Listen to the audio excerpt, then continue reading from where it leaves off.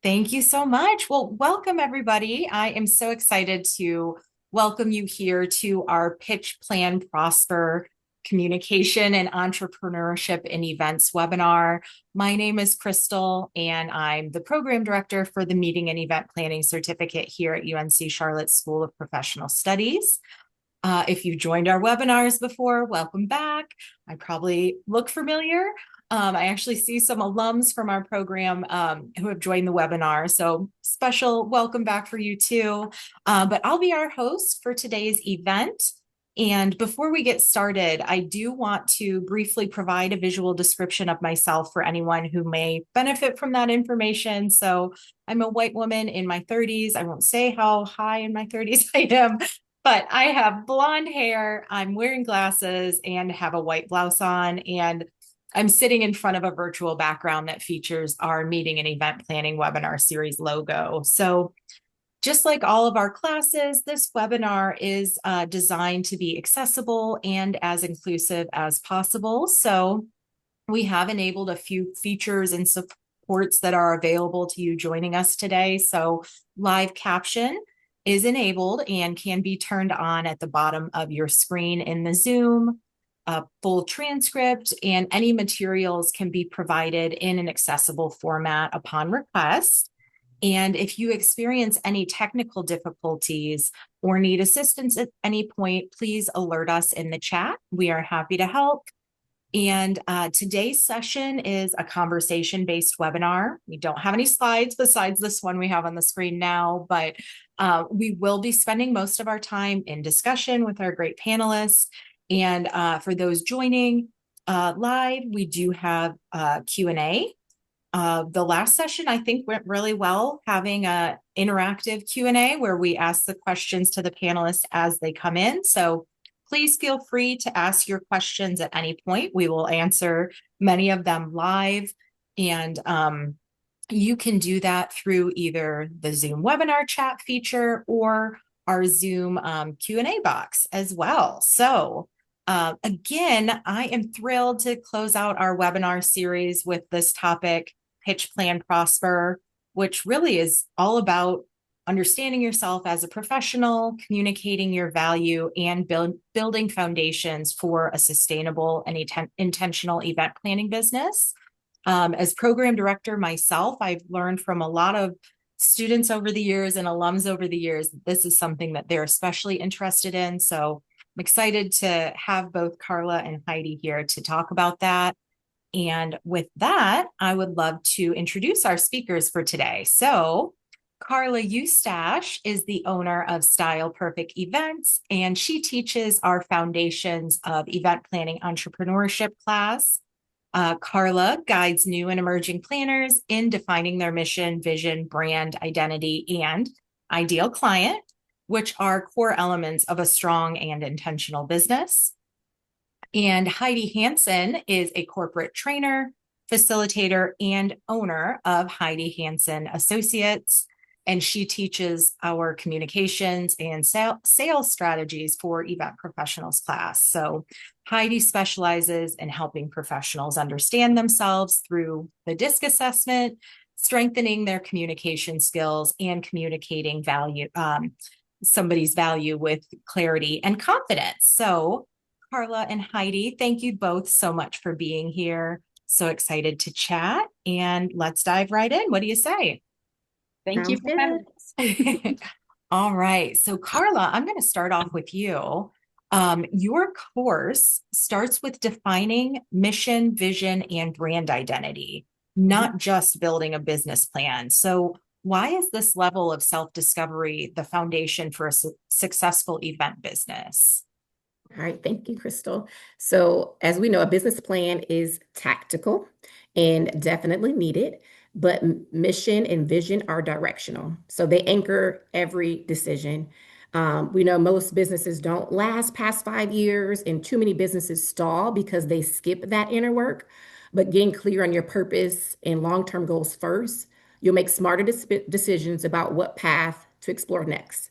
So, if you were going on a road trip, For example, you wouldn't start without knowing the destination. So it's very clear that we know our destination. And it also prevents burnout. When your work aligns with your purpose, you're energized instead of drained. So we definitely want to do that self-discovery first. And it doesn't stop at, the first time you start your business. That self-discovery, that inner work continues throughout your entrepreneurial journey. I love that. And Heidi, that aligns really well with the work that you do in a communications facilitator. So you teach professionals how to understand their own communication style through DISC. How does that self-awareness impact the way planners prevent them or present, not prevent, present themselves, pitch their services, or connect with clients? So I think a big part of it is that self-awareness, that if you understand how you take in the world around you, you also understand better how you react to the world around you. So really the key is for us to learn to really understand and dive into self-awareness. It's not just like surface level, but really understand, why do I feel what I feel? And with the DISC style, understand what kind of style are you, so you know how would you prefer to be communicated with. But if you have studied your own style, but also the other styles that are within the DISC, you can much better actually vary your own style to match the person in front of you. Because ideally, we want to get people to the point that they can actually kind of detect the style that people communicate to us. So you can actually switch as you're in the conversation. That's the art. Yes. Yeah, I love the interaction between understanding your own communication style and being able to understand it in others and kind of connecting in a way that makes sense for both of you. So we discussed self-discovery. This is a question to both of you. You each help people better understand who they are. Again, whether through mission and vision work, Carla, or communication style assessment, Heidi. How do these two forms of self-discovery work together to help planners build stronger businesses and client relationships? I'll chime in. You need both. Right. That self-discovery that helps you with the business, but that DISC assessment will help you keep the business, because communication is very, very key in event planning with your clients, but also your team, your vendor. So having that awareness of everyone's communication styles is really important. Right. So both. And I, on the other hand, would dive into Carla's and go, if you don't have the right concept of where you're taking your business, I mean, you're running into a door that's closed, literally. Mhm. So I think that is so important, and I just love that we're diving in to each other's, because I literally look at Carlos and go, that is so important. I think so many small businesses do not take the planning and literally the thinking of, where is it I want to go? What is it I want this to be? And Mhm. what does it actually look like when I create it, right? Um, so yeah, I love Carlos, that. Yeah, yeah. one of the most profound exercises I've done in my career was through a Goldman Sachs 10,000 small business program that we did. And they start you with, what is your exit strategy? That Mhm. like blew my mind. Even when I shared it with my husband, he said, an exit strategy, where are you going? But you have to know, kind of the end game in order to plan where you're going. So it's so important. Right. Oh, For sure. okay. I'm already thinking of two quotes from this this conversation.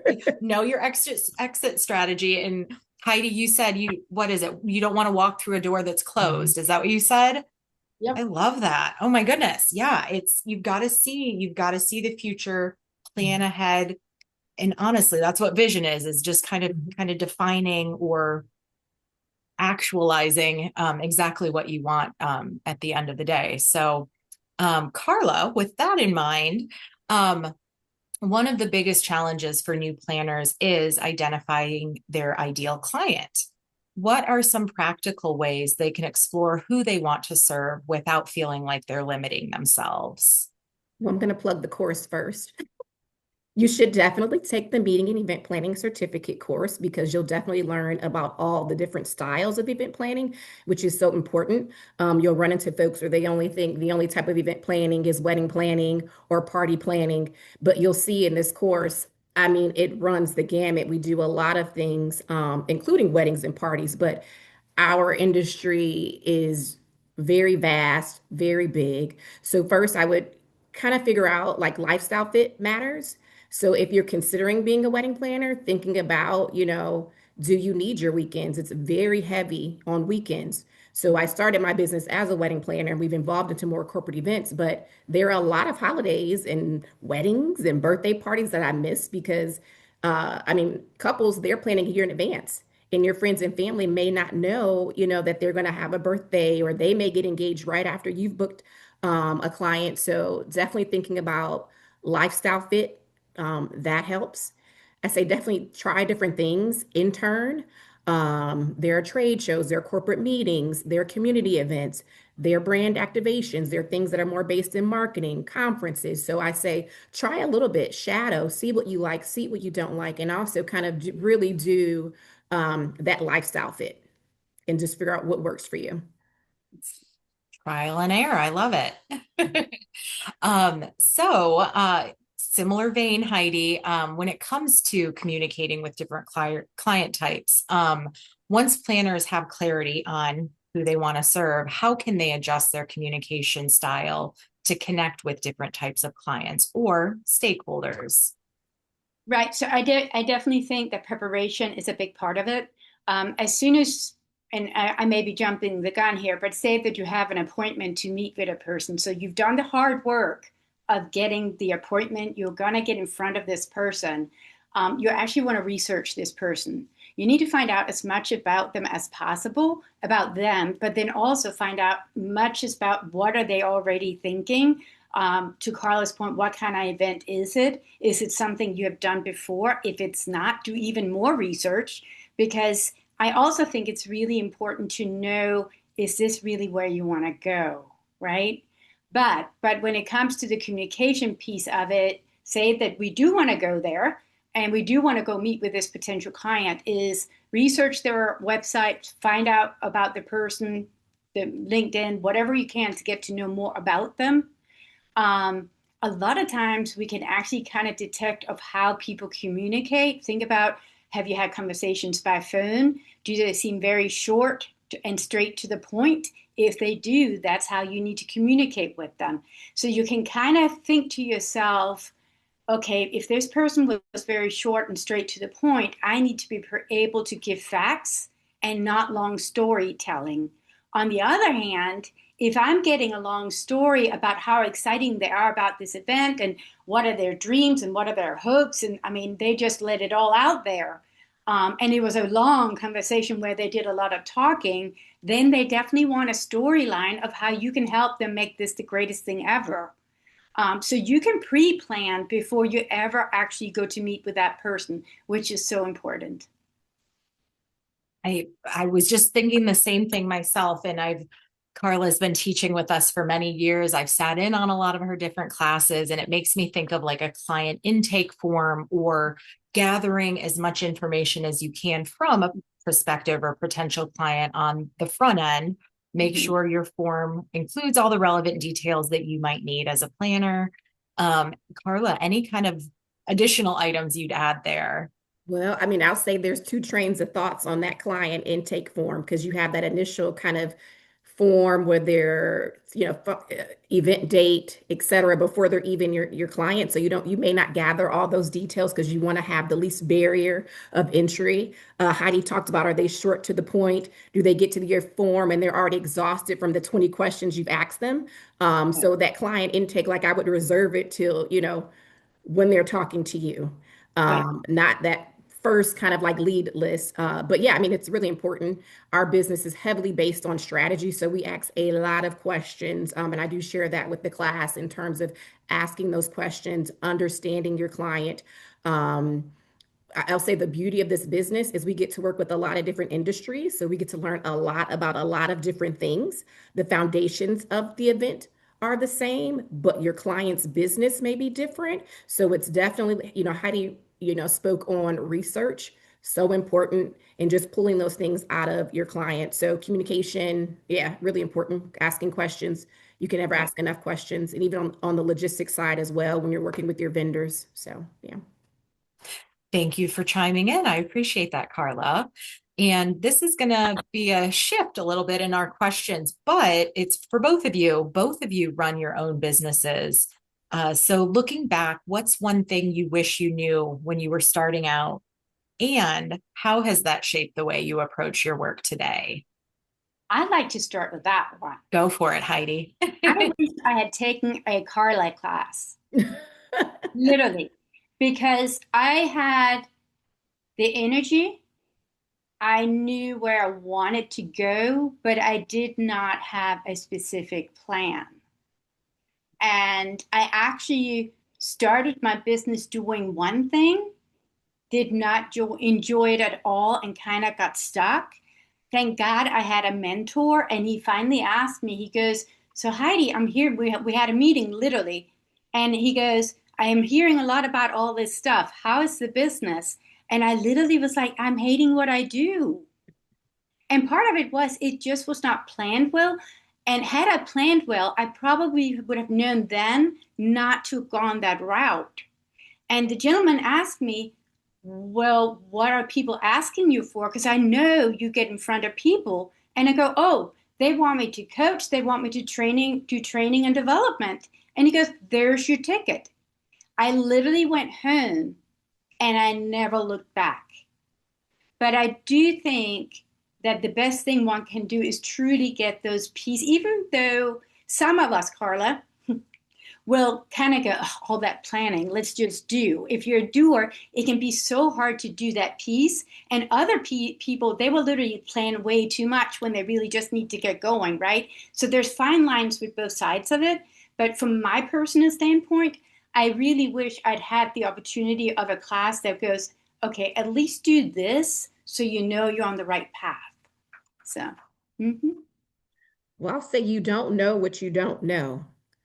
And even the best plan can drift. Your business will evolve. So I would just say your business evolves. Thank God you're a There great was an man. evolution. It was. Um, but yeah, I just say you don't know what you don't know. So take the classes, the workshops, the masterminds. I mean, there's so much out there now. There's There is. YouTube videos. I mean, it's really even Chatty can tell Chat GPT can tell you what to do, but it's really you don't know what you don't know. So I mean, it just try, put together the plan, really sit down. Sitting down will save you, but even then, it's not a one and done. So it's an evolution. And don't be afraid to change, to pivot. Some people may decide to close their business, and that's fine. Some people may be able to decide to shift. So I would really say, looking back, I mean, really no regrets. It's all an evolution. Right. But I would say just seek the education, seek the knowledge. That really helps because you don't know And what there you don't is know. so much out there today, Mhm. right? I mean, it's almost hard to, if you meet somebody that don't do the research now, because it is at our Yeah. fingertips. Like, Start with this course. Right.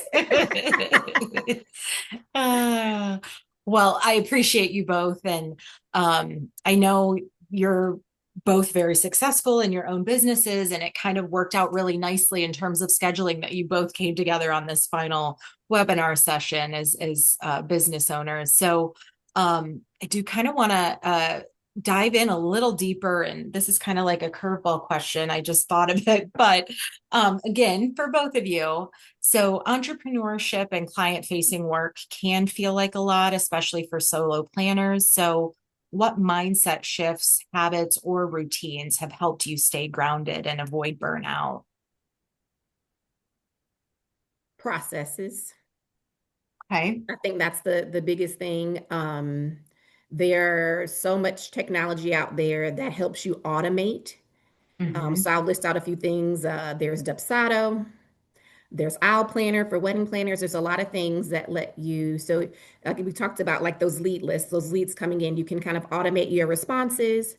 You want to document your processes, so your SOPs, your standard operating procedures, the way you do things, like that frees up creative space. And then also when you bring on a team member, it's easier for them to execute if they have your process. So I would say processes prevents burnout. And I, on the other side of it, would also say that you need to figure out how you work best as a person.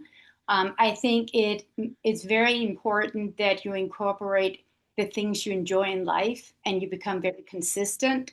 I find that if I get up at 5 every morning and I go work out before I do anything else, my head is straight on my shoulders for the day, versus if I don't.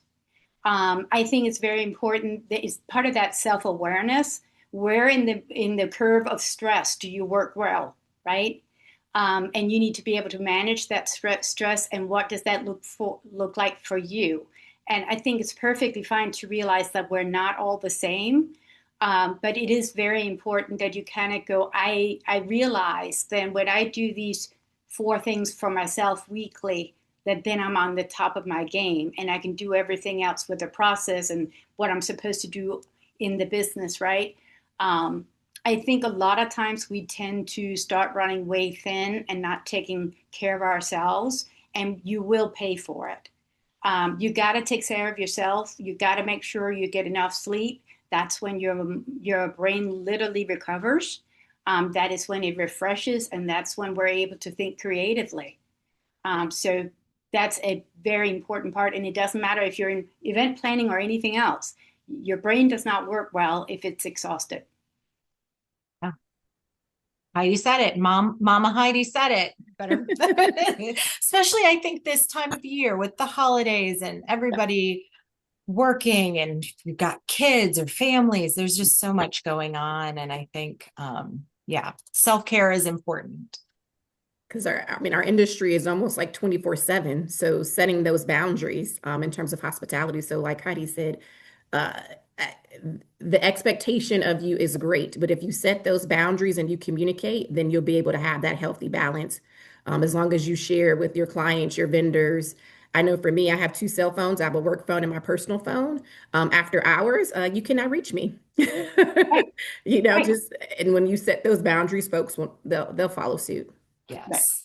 Well said. Well said. And just a reminder to our audience, if you do have any questions, we are taking them throughout. I don't see any in there yet, but just wanted to remind you, we will be taking those live if anything does pop up for you that you wanted to ask. So I want to switch gears a little bit here, and kind of talk more about like pitching services or kind of selling services. So Heidi, sometimes selling services can be uncomfortable for folks. What strategies can help planners reduce barriers in the buying process and communicate their value with more confidence? So I think we've all had the instant where we meet a stranger and we think to ourselves, "Oh my God, we get so easily along with that person." And when that happens, that works beautifully because we're just jiving and everything is good. We sometimes also have the time where we kind of get that little bit of a stand back and you're kind of going, this is not jiving as well. And majority of the time, if that's happening, it's not that they don't like you as a person. It may be as simple as they communicate different than you do. And it could be as simple as the amount of information you're giving at the moment or how little you're giving at the moment. The best thing you can do is listen. When you first meet your client, truly listen actively to the person in front of you. Watch their body language so you can see, are they excited? Are they hesitant? Like, what are they exhibiting? So you can kind of go that awareness again of, they look a little nervous about this. So there's something here. So maybe I need to listen more than maybe talking. Sometimes I think listening gives a lot better impact on us of learning from that other person of how we need to approach them. A lot of times we get so excited that we have a prospective client and we want to show them everything in the book because this is awesome. Honestly, don't. Listen and keep listening. Ask open-ended questions. That is the key. Majority of people are super good at asking two open-ended questions, and then they close it as a third with a closed-ended. The more open-ended questions you can do, the more you learn about your client in front of you. A lot of times the people in front of you don't necessarily tell you exactly what it is they want from the get-go. So the more you ask, the more you will learn, and you will discover the things they're actually not telling you. So active listening and open-ended questions, I personally think, is the key to almost any kind of relationship in business or personal for that matter. I love that. Thank you so much, Heidi. With that in mind, Carla, kind of going back to one of our previous questions, once planners know their mission and ideal client, how can they use that clarity to make business decisions that align with the type of work and life that they want to build? Yeah, it makes it very crystal clear and a lot easier once you've identified your ideal client, because then now you can put together your marketing plan that is marketing your ideal client. You can network where your ideal client is. You know how to speak to your ideal client. You're building that profile of they're 30 to 50, they're college educated. Like it just makes it so much easier when you have that clarity. But it comes, like if it doesn't come right away, don't get bogged down.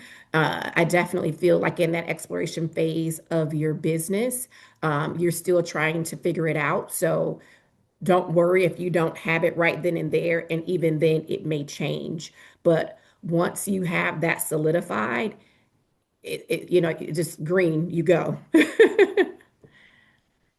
I love that. Gonna ask a question to both of you again.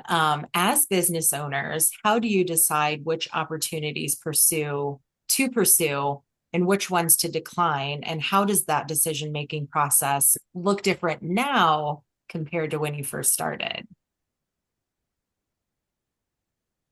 So in the beginning of my business, I almost took anything on. And was that the right thing? Probably not. But it was about making a living, right? So you may get to a point where you're like, okay, now I'm really having a handful of the kind of business I really want. So that's when I started kind of consolidating what my business was and what my profit margin was going to be. Mhm. So in the beginning, I think a lot of people go for any business just because they need to get going. I'm not saying that's a bad thing, but it's probably not sticking to Carla's plan. Um, but I do think it's important you don't let that be your life, because you're not going to manage your business well, and you're not going to manage yourself well if you're not staying true to what you really wanted to do. So I would say hone in on what your core business should be, get a few solid clients in, and then actually start focusing on what your profit margin needs to be, because it may not be what it should be in the beginning. Mhm. So Yeah. I mean, I agree with Heidi when she talks about the finances part. She said you have to make a living. You do have to make a living. You have to pay your rent. You have to pay your mortgage, whatever you have to pay. So, I've always taught kind of write down all of your expenses. So for us, you have your expenses. You have to know what you need to bring in, to know if you're making enough. And even in the beginning, we tracked our hours. Are you charging enough?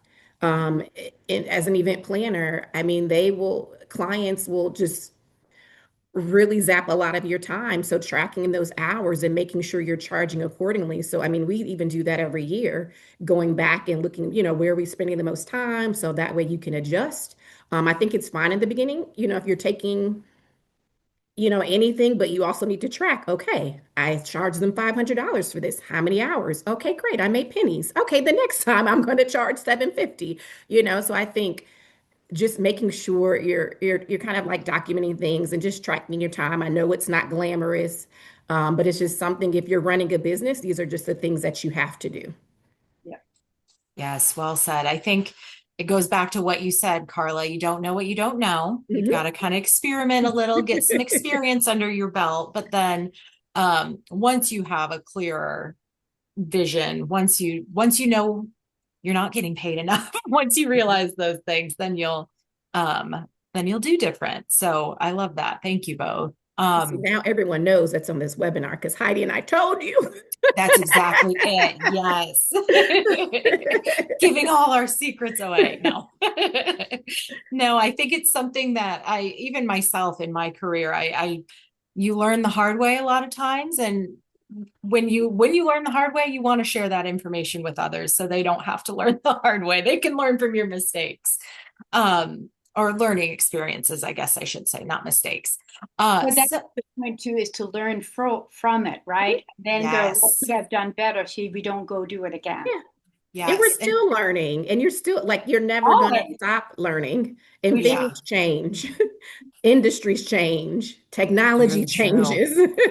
100%. Yeah. And I think that's again where the documentation comes in my mind. If I don't write it down, I've forgotten it. So I think, like you said, Carla, it's not pretty, it's not glamorous, but it is helpful, I think, for you as a planner or any kind of professional to look back and kind of reassess what you've done and help direct your vision for the future. Mhm. For sure. We still don't have any questions, which in my mind means I'm asking great questions. And but again, everybody who's on here, feel free to ask. But I want to go into more, I guess maybe tools type questions. And this one's kind of more about tools for, again, self-discovery, kind of what we've been talking about a lot. So what tools or exercises do you recommend for planners exploring who they are as business owners? Well, I mentioned the exit strategy. And so in the course, we do have a couple of reflection questions that we touch on. And so I'll just read a few here. And feel free to jot these down if you guys are exploring starting a business. But really, what does success look like for you in the next 5 to 10 years?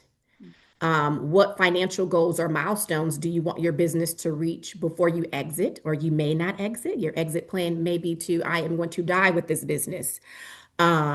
What role do you eventually want to play in your business? Because when you first start your business, you will be all the roles, but that is not the end goal.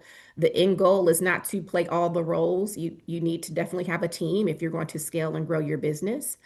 Um, what small steps can you take now to make your business more appealing to a future buyer, partner, or manager if you decide to sell your business? And then like a timeline. So that exit strategy reflection really gets you to their goals. And there are other lots of exercises and things like that. But I think for me, like this really helped things in perspective. I did not have an exit strategy until maybe 3 or 4 years ago. And once you have your strategy, you're just putting the play in motion at that point. Nice. I love that. Thank you, Carla. I think, yeah, I've again, I've sat in on your classes. I've learned so much from you, and that exit strategy thing. I'm like, oh my gosh, I'm going to do that myself. That's such good advice. It also reminds me of backwards design, Hmm. like designing with your end goal in mind, Yes. and yeah, that's exactly what it is. Brilliant. I love it. Um, Another tools, but this is more practical tools that can make a difference. So again, it's to both of you. If a new or growing planner could only invest time in one tool, system, or process to strengthen their business foundation, what would you recommend and why? Carla's class. Oh, geez. I No, I literally, second that. honestly, I sincerely mean that. Having started a business with not planning proper, like literally, I mean it very sincerely. I do think that planning can really make or break you. I just think I was stubborn enough to survive it. You know what I'm saying? So no, I You think stuck the to planning. it. No, it literally. Yeah, So being intentional with things, absolutely, educating yourself, learning best practices. Yeah. absolutely. I mean, courses, reading. I mean, I guess this course did exist when I started, but there are a lot of things that did not exist. So I went to Barnes and Noble and I picked up a lot of books and I read a lot of books. So I read a lot. But now, I mean, there's so much you can do um, to get into the business and to really kind of chart your course. So. I do think the word being intentional, I Hmm. think is really important because if we're not intentional, you start going into very gray areas. And when you're in the gray areas, you're not achieving. So again, looking at that goal, what is your end goal and how do I get there? Um, and planning from that, I think is really smart. Yeah, Yeah. and it anchors you because I know, Crystal, one of your questions was like, how do you kind of stay, not doubt yourself, or because there's so many shiny objects, there's so many things, squirrel brain, like you really have to stay laser focused, like Heidi said. So just kind of, sticking to that one thing, see how it goes, and then kind of go from there. And also Yes. give yourself a time limit. Hmm. How long are you going to try this line of business if you're like Yeah. choosing between stuff, right? Like, and be honest with yourself about it if it does not work. And that's very hard because nobody likes failure, right? But I think Carla put it very nicely that instead of thinking it a failure, it's just part of the journey because it will get you to something else. And I think it's very hard. I think it's very important that we always try to talk to ourselves with a positive mindset because when we do that, we perform better. So even if the business is not really going the direction you thought it would, you're still learning a lot, but there comes a point where you do need to go, am I going to keep going this way or am I going to take a right turn? But what am I taking with me? What have I learned so I don't do what I just did, right? And I think that is absolutely fair to do. Very few successful business people start a business and that is all they ever did. Like, I think a lot of people end up doing a little bit of a zigzag and they start other businesses because they got an idea from having the one, right? Um, but I think it's important you kind of put a time limit on yourself. And so you also kind of can go, okay, this is not going how I wanted it to, and I truly have put in the effort. That's the other thing is being honest with yourself, or you're actually putting in the work. Because no business starts and grows without a lot of head down. Like, Hmm. yeah. Very good advice. Yeah. I wish I would have met you both in my 20s. Early 20s. I would Um, have met myself in my 20s. I know, right? Yeah. If only we had an opportunity to go back and let Yeah, them know what we know now. yeah. So, maybe speaking of early 20s again, or whatever age we might be when it comes to imposter syndrome, how do you navigate things like syndrome and uncertainty when you're building something new? I think, how do you navigate that doubt, especially as a new entrepreneur? I mean, Heidi mentioned like kind of keep your head down, but also surround yourself with like-minded people. There's a lot of great organizations in Charlotte that will, support you at different associations. Um, so just really, again, your goals anchor you. Surround yourself with people that support you and that are like-minded. Um, and stop, don't stay on Instagram too long.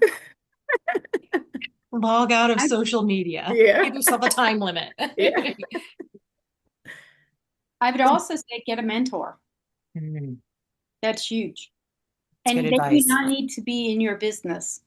They can be in a completely different business, and that is okay. They can still give the guidance and direction of how to build and grow a business, How would you recommend someone get a mentor? I know that comes up a lot. And I right? remember So, the first score, like SCORE, which is one of the organizations, like through yeah, the government, yeah, I had a mentor. I didn't know how yep, to use them.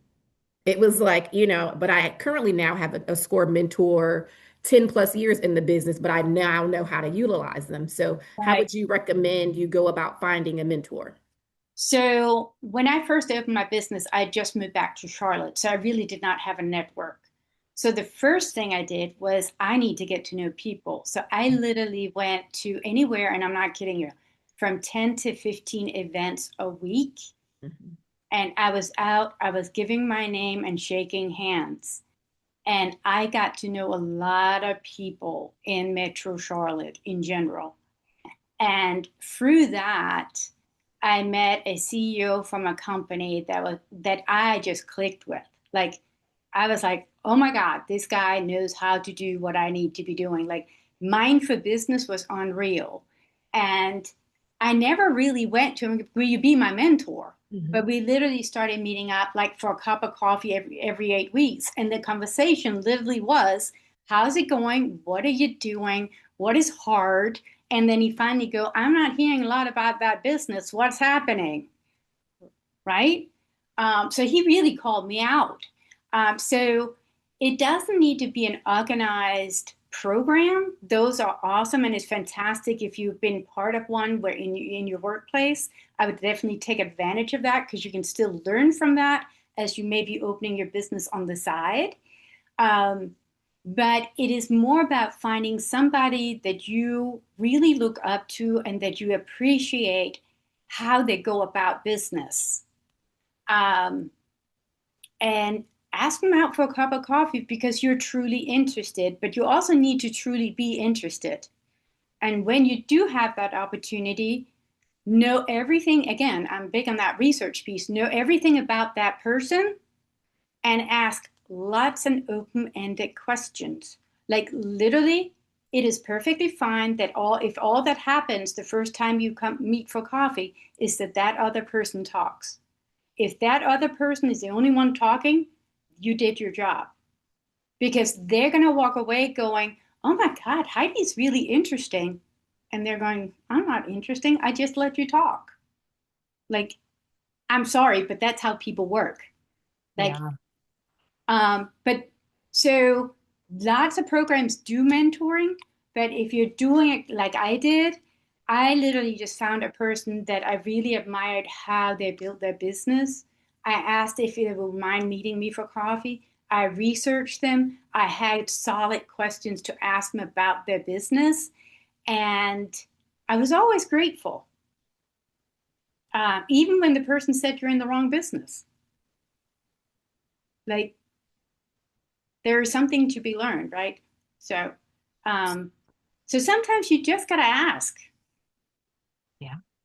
I Get think out. that's the biggest thing that really holds us back is asking. It's just like you have to ask for the business. Yes. It's the same with mentors. If you find somebody you admire that's done well and you want to learn from them, ask them. Yes. Yeah. What's the worst that can happen? They say no. Well, you find somebody else you admire and ask them. Yeah. Yeah. Try again. Yeah, it doesn't need to be so complicated. Yeah. Good advice. Good advice, ladies. Kind of digging in a little more because we're kind of going in. There's a few different threads we're going through. We're talking about like building a support network, how mentors can help you in your career. So I do want to go back to kind of what you teach in our program, Heidi. When it comes to communication style, that often influences mentoring relationships. So, how can knowing your own DISC communication type help you seek out the right kind of mentor? So I think if you put it into the mentor box, again, I would honestly look at why is it you want that person to be your mentor? And you don't have to have the same communication styles because if you go to match your communication style with somebody, you're not getting the person that might be really good at the business, right? Like, let's find the person we really want to speak with. And then again, when you communicate with them, if you're person to person the first time you meet them, again, listen to the choice of words they use. Are they very concise or will they talk long stories? It tells you whether or not they're fact driven or if they really enjoy, you know, telling and telling and telling. And if they do, if they're a teller, absolutely, you can be bubbly, you can be excited, you can be everything in that realm, and it's going to work just fine. If that's how you naturally are, and the person you're speaking with is very concise, you do need to button down the bubbly and become more concise. Um, and I think that's probably one of the main things is that our people that are very bubbly need to become very good at buttoning it down, meaning talking less, listening more, um, just because your client needs to feel that they can communicate to you. And if you're all bubbly and that's not what they're loving, they're not going to feel like you hear them. And if you don't hear them, you're not going to get their business. So, and you also kind of have to think about the business you're in, event planning, that usually involves a lot of people. So chances are you might be very good at communicating with other people and enjoy being with other people, but you're going to have clients that don't necessarily need a bunch of people around them to be happy in life. So really listening to their choice of words and then adapt your language to theirs is definitely the key. And I know I will keep saying this and people go, are you sure? I'm absolutely sure. You're like, I do this for a living. I know what I'm talking about. I know a thing or two. Well, similarly, Carla, how can entrepreneurs identify mentors who align with the business they want to build? That's such a like the mentor. I see both sides because some people struggle. Yeah. Um, I wouldn't say I had a mentor like in business until like now, like recently, I went back to SCORE because you can find a free mentor. Yep. Uh, it's a program. And you can have more than one mentor. I'll say that. There are a lot of people that support me and my business on many different sides and many different fronts. So I could Mhm. call them all mentors. Those that are just in business, longer than you. Heidi mentioned they don't necessarily have to be in your industry or do exactly what you do, and that brings additional insight, which is always good. So you're not in your bubble. But I think you can have many different mentors, but again, to what Heidi said, is just getting out there and meeting people. So I think Right. that is the key, really just getting out there and asking the question. But like Heidi said, I mean, be prepared. You don't want to waste anyone's time when you're, seeking a mentor. So getting out there to meet people and research them, have really good questions, be really aware of their time. So yeah. Well said. And yeah, the more I'm don't have a background in meeting and events, but the more I learn about the industry, the more industry events I go to, it is really about relationships, and whether it's a relationship with a mentor or a peer, really it is about getting to know people and building the professional and personal Mhm. relationship with them. So with that in mind, again, question to both of you. How can planners show up authentically while still presenting themselves as polished professionals? It's a delicate line to walk. It can I mean, I be. struggled with that question though, because I really didn't understand like that, like authentic, Okay. professional. Like I There's no struggled with this difference for question. you. Is Yeah. that what you're saying? First, I'll say this. One beautiful thing about hospitality in the events business is you can really be who you are. Yeah. Some jobs, yes, are more corporate, but when you're looking at solopreneurs, I mean, really, your clients, they're gravitating because of not only the product, but you as a person. Um, so I think, I guess if you're presenting yourself professional, okay, having a website is if that's what you're, having a website, having an email address, like those types of things. But um, I guess the delicate balance is like not treating it like a hobby. If you choose to have a business, have all the things that make it a business. Well said. And I think it's really important. So I know that I've said probably 3 times already, adjust your way you speak to other people so you match theirs. So I think it's very important that you actually are yourself at all times. I'm not telling you go be somebody else so you'll be liked more. No. We buy from people we like. And that will I don't think that Yeah. will is ever going to go out of fashion. But we buy from people we like and trust. So I think it's very important that you are who you are. And fact is, you're not going to jive with everybody, but you will also get to a point that you don't need everybody's business. You will find that there's right customers for you and there are wrong customers for you. And that's okay because there's plenty in your industry that can take the ones you don't want. But I think it's very important you should not change who you are.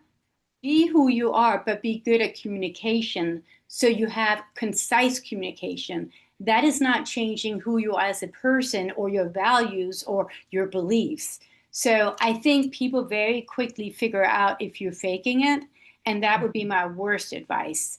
Um, don't try to fake being authentic with somebody because it does not work. Like, and you will come to a point that there's some clients that are right for you and some clients that are not, and that's okay. Good advice. Good advice. Well, we do have a question in our chat here. So I'm going to ask it for Michelle.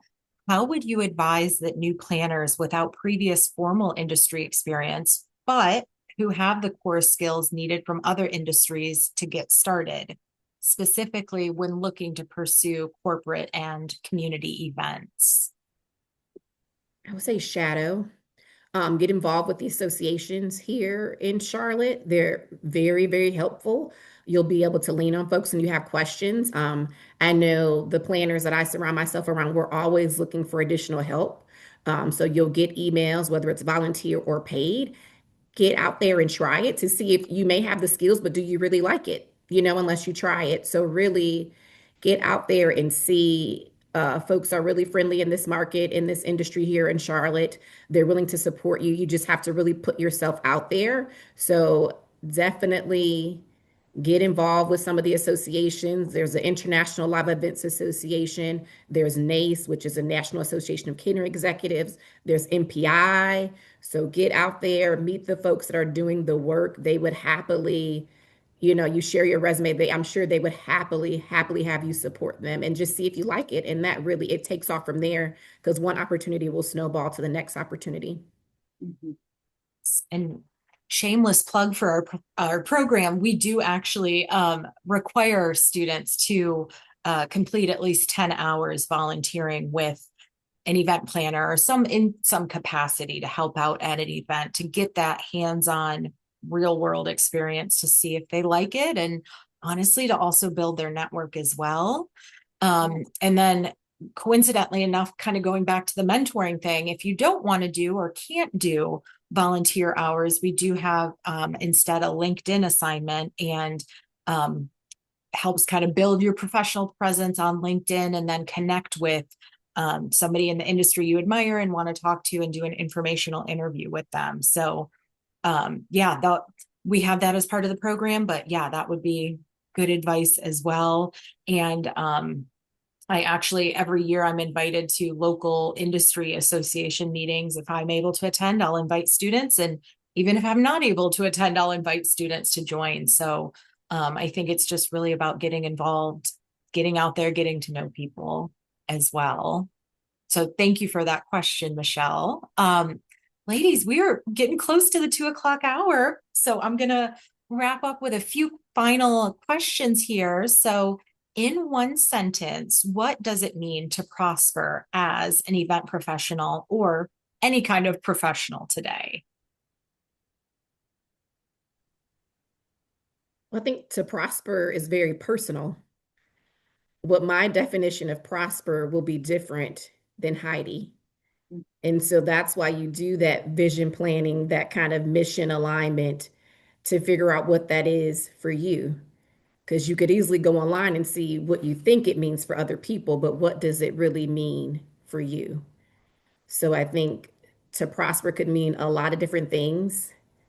Um, for me, it's, really kind of living in your purpose. I think anyone that was in this industry during the pandemic, if you're still doing it, then it's your purpose because a lot of folks left the industry. So if you stayed and you're continuing, then, it's really, this is what you want to do. So really do that self-reflection to really define what prosper is for you. I would definitely say the fact that I get up every morning and get to do what I love. I do have a second piece. I cannot just do it in one. Number two is when I see the light bulbs go on in the people I help, because I truly feel that then I've reached people and that I did my job. Um, trying to help people make their careers, their lives better through giving them the tools to do better. Absolutely. Well said to both of you. I love that. Well, final question here, again to both of you. That has to do with an actionable next step for our attendees. So, what's one step someone can take this week to strengthen how they pitch, plan, or communicate?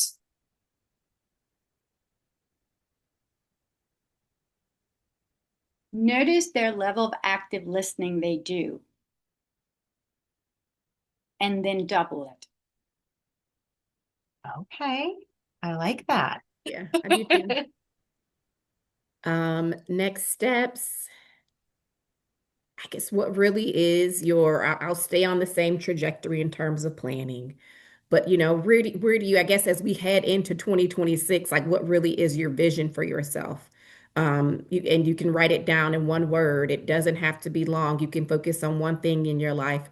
I say, just write down one thing you want to focus on going into 2026. Very well said. I love that.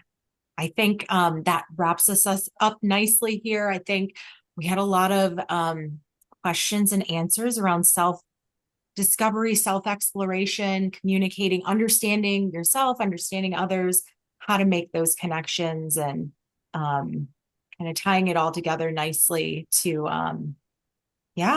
pitch, plan, and prosper, as our webinar was titled. So thank you so much, Carla. Thank you, Heidi, for joining us. As always, I really appreciate your time and your expertise. As always, I always learn something from you both. Don't walk into a door that's closed. And then, Carla, what was your quote from the beginning? Do you remember? I say a lot of things. You do. You have a lot of pearls of wisdom that you share. We'll have to watch the recording back. Well, again, thank you both so much for your time. And thank you to everyone who joined us live today. I did want to share information before we close about our program. Our meeting and event planning certificate program is now completely flexible. So you can enroll in individual courses based on your interest, your goals, or recertification needs. So if you enjoyed today's session, you can take Carla's entrepreneurship course or Heidi's communication and sales strategies course this spring. Honestly, same goes for all of our webinar panelists if you were able to join for the other sessions. So on the screen, we've got the QR code for you to learn a bit more information. We've also shared some of those links in the chat box as well. One other thing I wanted to share, and I'm so excited about, is I am hosting an information session about our new and improved meeting event planning certificate program. So if you liked what you heard from our instructor panelists, want to learn more about our meeting and event planning certificate, this is the session for you. I'm going to be going all over details about the program. Very similar format to this, where it's going to be interactive. You can ask me any questions that you might have. And then one additional thing is we are going to be awarding one lucky live attendee 10% off of the full certificate price by attending the information session live.